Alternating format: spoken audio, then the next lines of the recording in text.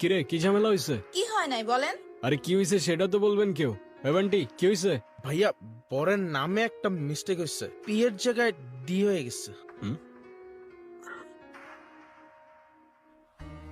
এই তোর বড় ঝামেলা? হ্যাঁ এদিকে out of control situation.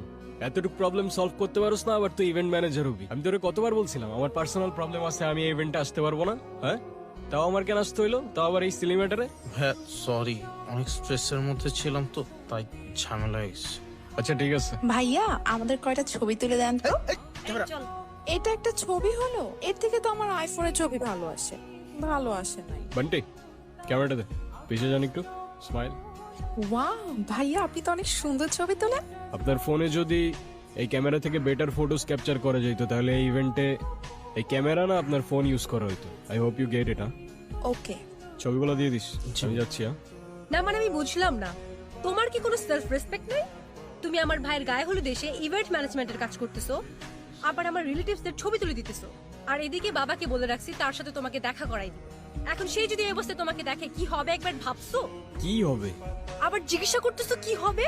R you serious? এখন আমার দোষটা কোথায় আমাকে বলবা? হ্যাঁ এখানে একটা সিলি ঝামেলা হয়েছিল, which I didn't know.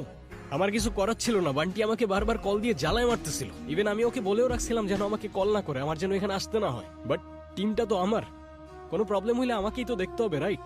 Brian অনেক হয়েছে তুমি আর তোমার এই ফালতু টিম। মানুষের বয়ফ্রেন্ড ডাক্তার হয়, ইঞ্জিনিয়ার হয়, আর তুমি হইছো একটা ইভেন্ট ম্যানেজার। আজ যাইরা বাবা যদি জানতে পারে তুমি একটা ইভেন্ট ম্যানেজমেন্টে কাজ করো, কোনোদিন তোমার সাথে আমাকে বিয়ে দিবে না। এখন আমি তো এইটাই করি, it is what it is. কি করবো আমি এটার ব্যাপারে? তোমার কিচ্ছু করা লাগবে না, তুমি তাকিয়ে তাকিয়ে দেখো আর অন্য আরেকজন এসে আমাকে বিয়ে করে নিয়ে যাক, তখন এসে ছবি তুলি। এই তোমার কি আমার এক্সপেরিয়েন্স সম্পর্কে কোনো ধারণা নেই? এই কাজ করে তুমি আমাকে হ্যাপি রাখতে পারবা? এখন তোমার এই কথাগুলোর কি উত্তর দিব আমি তো জানি না। আমি যতদূর জানি ভালো থাকতে খুব বেশি কিছু তো লাগে না। পকেটে 2 বেলার খাবার, বাসা ভাড়ার খরচটা, আর পাশে ভালোবাসার মানুষটা থাকলেই তো এনাফ হবার কথা না? এই তোমার এসব ইনস্টাগ্রামের রিলসের ডায়লগ আমাকে শোনায় না। গত 2 বছর একই কথা বলে আসতেছো। বাবা অলরেডি আমার জন্য একটা ছেলে ঠিক করে রাখছে, আর তার বাবা অনেক রিচ।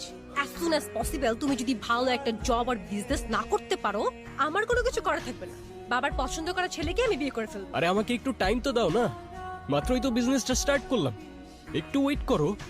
এরপর যদি ভালো কোনো রেজাল্ট না আসে, দরকার হয় আমি প্রফেশন সুইচ করে ফেলবো, আই প্রমিস। বিজনেস?